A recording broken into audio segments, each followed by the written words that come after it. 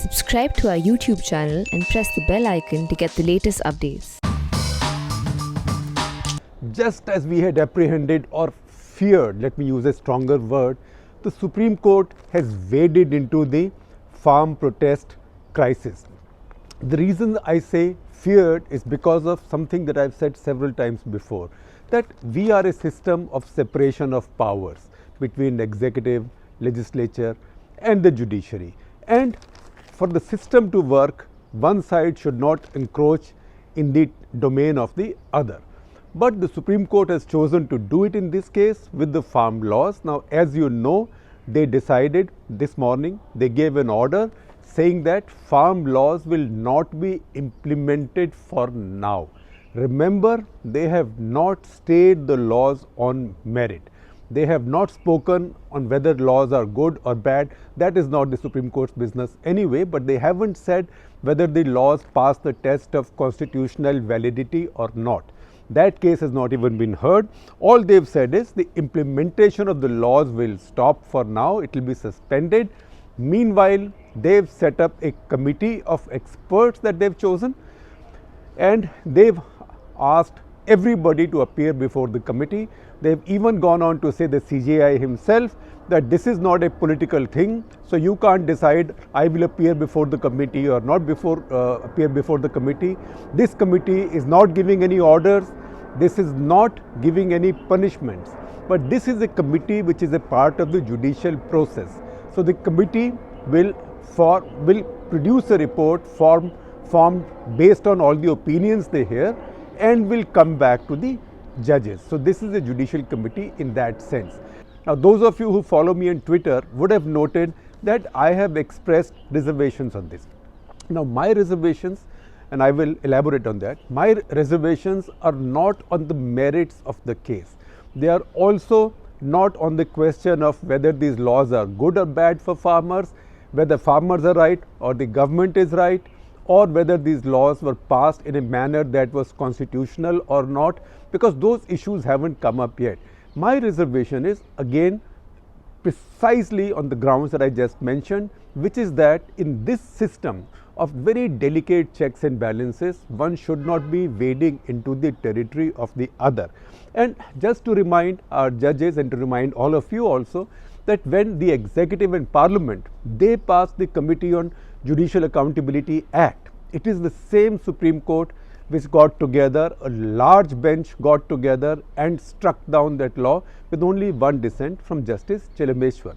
So when it came to, this point has to be made, that when it came to protecting their own turf, the judges closed ranks and the Supreme Court spoke as an institution strongly, and generally sympathy might have been with them, public sympathy, because people still trust judges more than the executive, more than the bureaucracy or the ministers or parliament or politicians. That's the reality, and that's why the court must use its institutional capital very, very carefully. So our concern is that the court, which is so zealous when it comes to guarding its own domain from encroachment by the executive or the judiciary, at the same time feels free to wade into those territories, because once again the reason they are able to do it is that people by and large, almost everybody, respects the courts and does not violate a court order. So what the court has done in this case is, they have not decided or given even a primary view or prima facie view on the merits of the law. All they have said is that for now the law will not be implemented until their committee submits a report to them and they've taken a view on it. Now, the court today has several challenges to the law and to farmers' protests in front of it. So one is a set of challenges which question the constitutional validity of the law. That's perfectly valid in a constitutional system. So two of the prominent challenges there are from two politicians. So one is from DMK Rajya Sabha member Tiruchi Shiva, and second is from Congress MP from Kerala, TN Prathapan. Both have questioned the law or said that law is liable to be struck down as violative of Articles 14, 15 and 21 of the Constitution. 14 is for equality, 15 is against discrimination, and 21 the freedom of life and liberty. So both have challenged, but those cases have not been heard yet on merit. The court is not on merit. In fact, what the court has done is, while a lot of other people have also gone to court saying that there is inconvenience, there is problems being caused by these protests, or there is danger to the life of protesters, the court has clubbed all of these. It's a powerful bench, 3-judge bench, led by the CJI himself, and they have said, right now we are just blowing the whistle and calling a halt to the game. So this is like a timeout. Now, should the court be doing it or not doing it? That is for scholars to see in the course of time. Now, what happened, and I've made one very juicy finding in this case, just looking at all the data and stuff and research, and I will mention it to you. So stay till the end, because it's quite a juicy little story, a judicial story. That the lawyer for the government who argued in this case, that is K.K. Venugopal, the venerable Attorney General of India. He is nearly 90 years old now. He's been around a long time. So he said he questioned the judge's intervention in the laws on 3 grounds. He said that a law can be stayed or struck down only on one of the 3 grounds. 1, that it's been passed without legislative competence. 2, that it is violative of fundamental rights. And 3, it is violative of other provisions of the Constitution. Now, since no such hearing has taken place and no such finding has been made, how can the court intervene and stop it? But the court has gone ahead and done it. Now, can court do these things? Are there precedents? Because judiciary runs on precedents. So I will mention a couple of interesting precedents for you. One precedent, the most recent one, is the Maratha quota case in Maharashtra. So government of Maharashtra passed a law called SEBC Act, Socially and Educationally Backward Classes Act. This law made provision for reservation for Marathas, both for admissions to educational institutions and also for employment. Bombay High Court, don't attack me now for saying Bombay, because it is Bombay High Court, just as it's Madras High Court, not Chennai High Court or Mumbai High Court.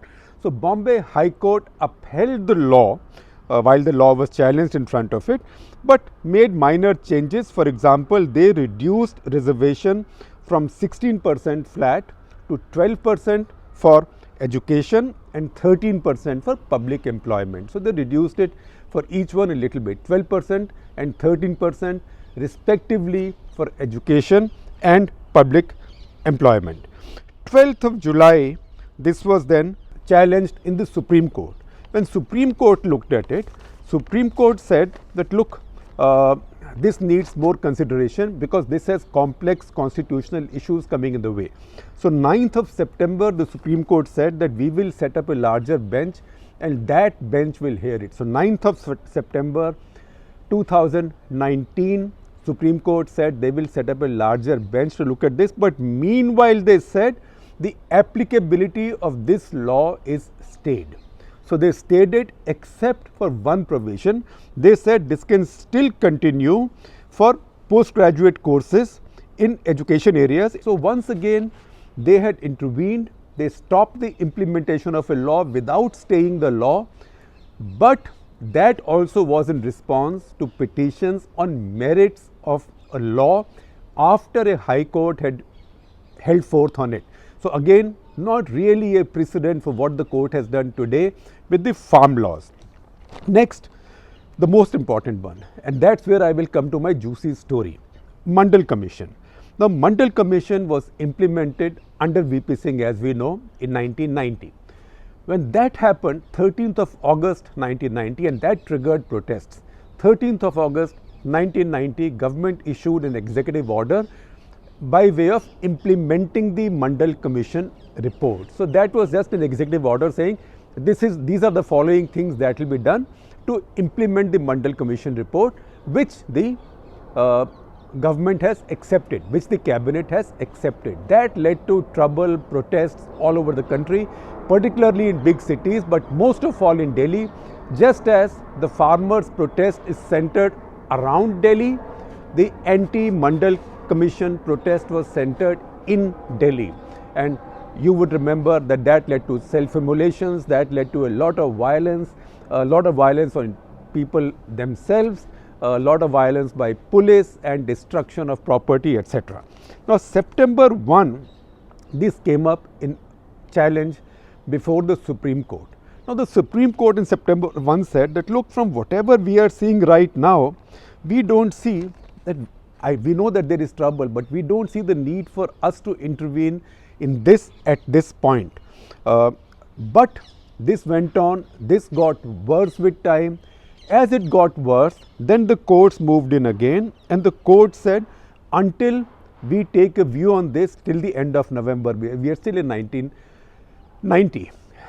Till the end of November, this law will not be implemented except, or this order will not be implemented except for one aspect, which is that the process of identification of castes or backward castes or OBCs will carry on, because there is more than 3,700 of them. So, that is a large task, let it happen, that changes nothing.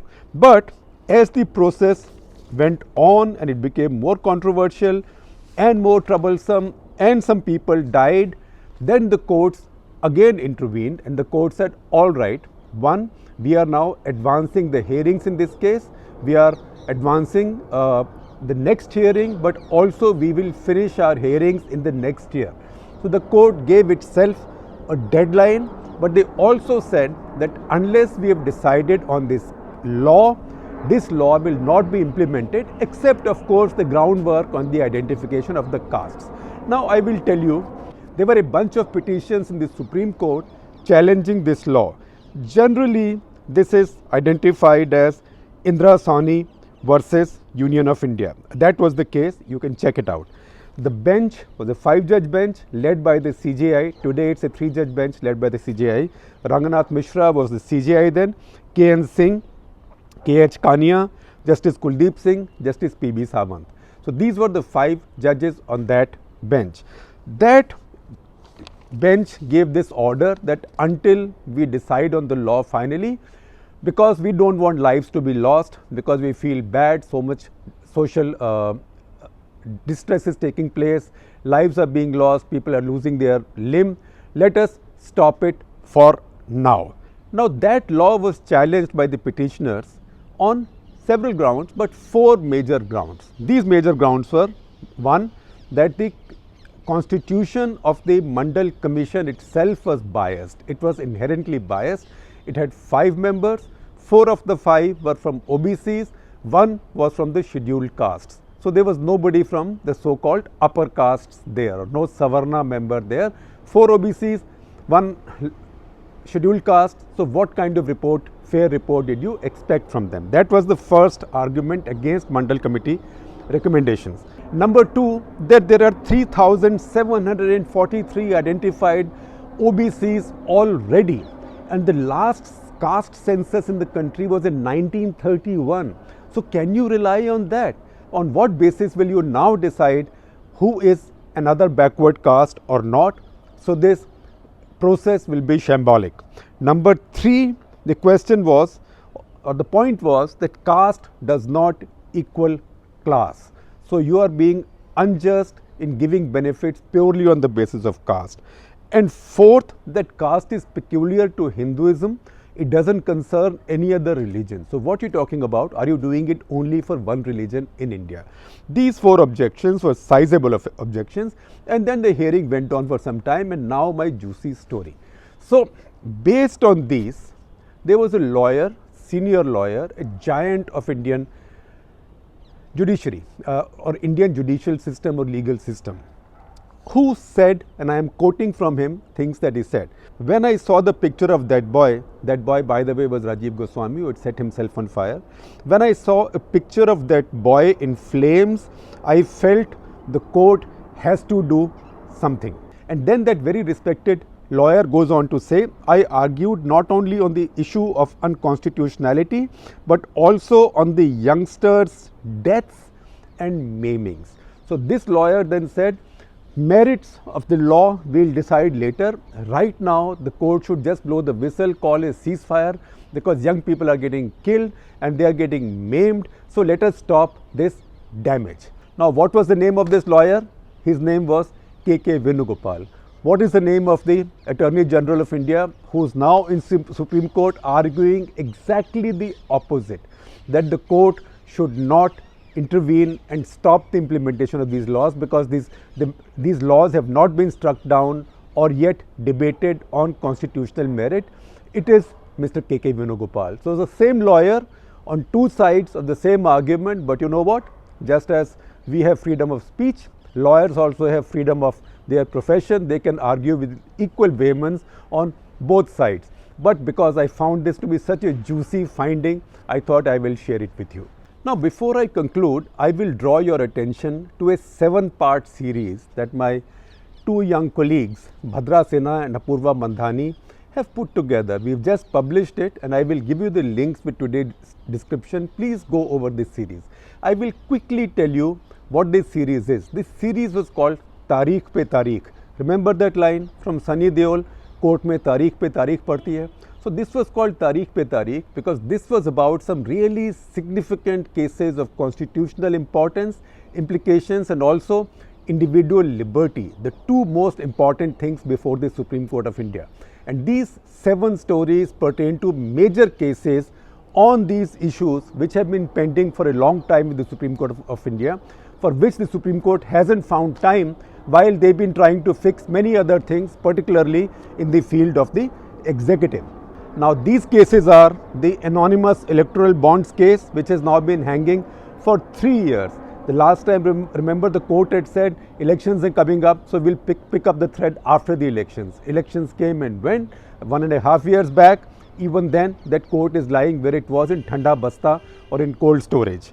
Number 2, RTI, that is challenge to amendments in Right to Information Act, Triple Talaq, UAPA. All these challenges have been pending since 2019. Then 20 pleas against the abrogation or effective abrogation of Article 370 in Kashmir have now been pending for more than a year. No hearing.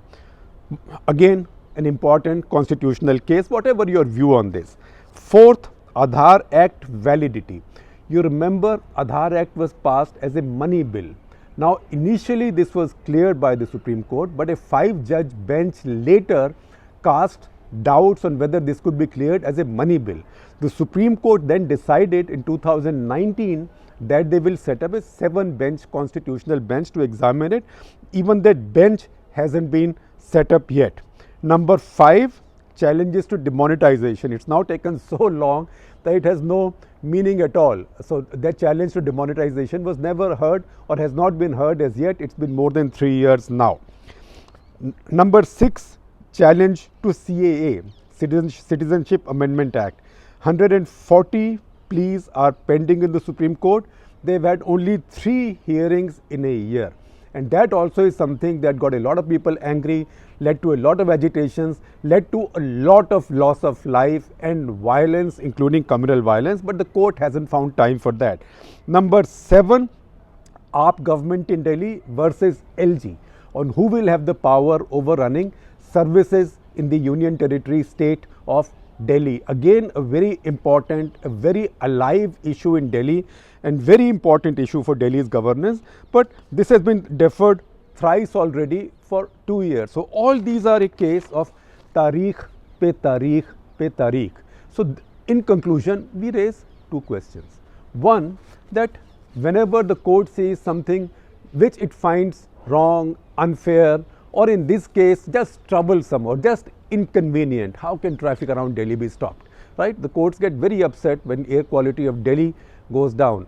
Nobody seems so bothered that the cities with the worst air quality in India are usually cities like Agra, Gwalior, Varanasi, Kanpur, because we don't live there, we live here in Delhi. So, we are very focused on Delhi. So, any traffic blockage in or around Delhi causes us great inconvenience. So, the courts feel free to wade into all those issues. Now, who is to now go in front of the courts and say, Lordships, what about the stuff that you are really supposed to do? Cases like these, this is only 7 stories. They can be, if you dig deeper, you can find 17 like that, or maybe even more.